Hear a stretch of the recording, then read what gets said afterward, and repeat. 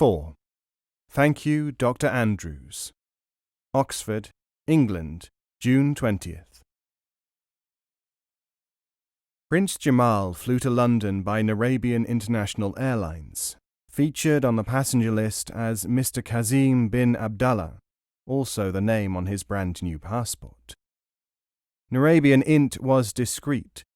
There was no point in attracting attention to himself by using his private jet, he thought. Perhaps he had little native Bedouin caution left, but he did have some idea of what $400 billion meant. He spent the night at the Savoy. Like so many of its patrons, he could not resist the exclusively English cooking of its grill room, where nothing so ordinary as French cuisine, nouvelle or ancienne, was permitted. The following morning he went by rail from Paddington to Oxford. It was Monday, and the intercity train was full of university dons, returning from London, where so many of them maintained useful contacts with the media, with government departments, and with the other attractions of the capital. He had no appointment, but took a taxi straight from the station, looking like an advertisement for plastic food, straight to St. Saviour's College, where his old tutor, C.E.G.B. Andrews, was sure to be found. The porter at the lodge recognized him at once. "Prince Jamal, sir, what a pleasure to have you back with us." He'd bought a cottage out of the tips which he had got from Jamal alone, so he would hardly forget him. "Great to be back, Mr. Williamson. Lovely weather, isn't it? Have you seen Dr. Andrews today at all?" "Yes, sir. He's in his rooms. You know the way, don't you?" "I know it all right.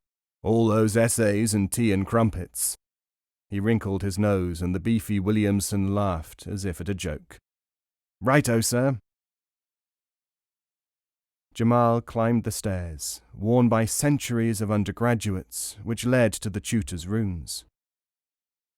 It had hardly changed. Slightly run down, the walls scuffed, the smell of wet raincoats and something which might be liniment. St. Saviour's was noted for its rugbymen. He knocked. "Come!" Yes, that was old Andy's voice, all right. "Please forgive the intrusion, sir." The short, thin form of the aging scholar was hunched, as always, over a mass of papers at the table in the corner, probably writing a review, a hatchet job for the Times literary supplement, Jamal thought. "My dear Jamal, this is a welcome pleasure." Andrews stood up, dwarfed by his visitor, and clawed his distance glasses from his cardigan pocket. "You look fine. How is life in Arabia?" "Everything's great, Doctor. Things seem to be just the same here." "Yes, not very different." Jamal decided to plunge straight into his story. "It's luck for us that you are a specialist in Middle Eastern history, because we need your help. We have to have some information on a matter of the greatest confidence."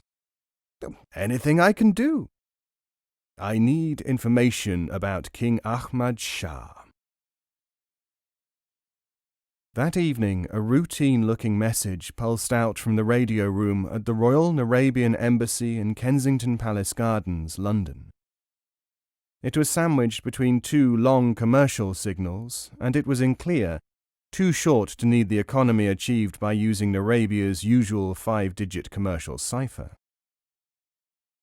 The listeners at GCHQ, Government Communications Headquarters near Cheltenham, looked at the intercept.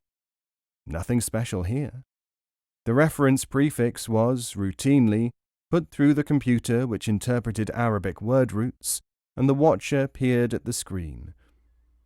Prefix KHJL, Kajala in Arabic, he noted might mean tangled, plant, luxuriant, valley, full, garment.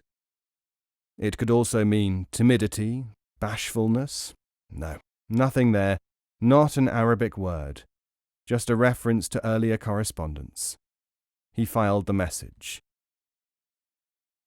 Addressed to the Ministry of Commerce, Hadika City, Narabia, the message caused a flurry as soon as it arrived. The cipher officer knew what KHJL meant. It was a contraction of the phrase Khususi Jalalat al-Malik, Special King's Majesty. A dispatch rider, siren wailing, was at the palace with it within minutes. Rising from his evening prayers, King Zayed looked at the printout. Min Commerce Hadika reference KHJL, unit price £28.76, second commodity 61 and 13 pence, Narabem Londra. Jamal, reporting from London. The figures would be in the Mashaf cipher. The Mashaf, of course, was one of the names used for the Quran. Every Quran in existence had an identical text.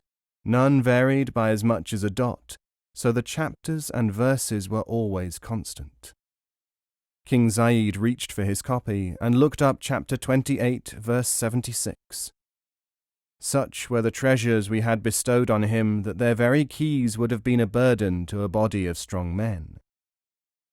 Good, Jamal meant that the immense treasure's existence was confirmed. Now for the second extract. That should tell what he thought of the outlook. See chapter 1, verse 13. Help from Allah and a speedy victory, so give glad tidings to the believers. Support the Mujahideen. Thank you, Jamal. I shall proceed with the transaction.